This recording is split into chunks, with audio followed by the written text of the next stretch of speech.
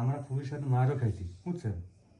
আমি যখন সাক্ষী আছি নিজে, আমি নিজে সঙ্গে ছিলাম ওখানে। পুলিশ সাথে মারও খাইছি, পুলিশ যখন আমাদের দৌড়ানি দিল, বাসার তাগিদে আমরা 6 জন এক বিল্ডিংয়ে উঠে পড়ছি, বুঝছেন? এখন হয়তো বিক্ষুব্ধ জনতা ওখানে ওই বিল্ডিংয়ে আমি পরবর্তীতে শুনতে পারছি যে 7 তলা পুলিশের ওখানে হাইরোডে ক্যাম্প ছিল। হ্যাঁ, পুলিশের ওখানে হাইরোডে ক্যাম্প ছিল। আমি বিক্ষুব্ধ জনতার ভিতরে আমি নেক্সট জানতে পারলাম যে এটা লীগের কোনো কর্মী কিংবা কোনো নেতা এই ধরনের কাজ করেছে। মানে আগুন দিয়ে জনতার উপর হ্যাঁ, আপনার হাতে আমার হাতে আমার এই জন্য হচ্ছে আপনি এটা দোতলা সিঁড়ির কুটায় আগুন। আমরা 6 জন আসলে এক জায়গায় ছিলাম। আচ্ছা, একটু আমি আমি আমার একটু ব্রিফিং আমি বলি। আপনার হাতে কি মানে এটা পড়ে থাকতো সব সময়? এটা পড়েতে আমার ডাক্তার 24 আওয়ার্সে আমার করতে বলেছে।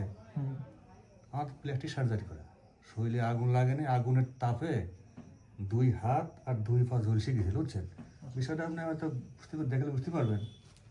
এই দেখেন, আচ্ছা 2 রানের সব চামড়া নিয়ে হুম।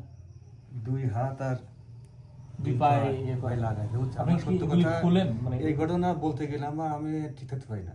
বুঝতে পারছি, ওকে।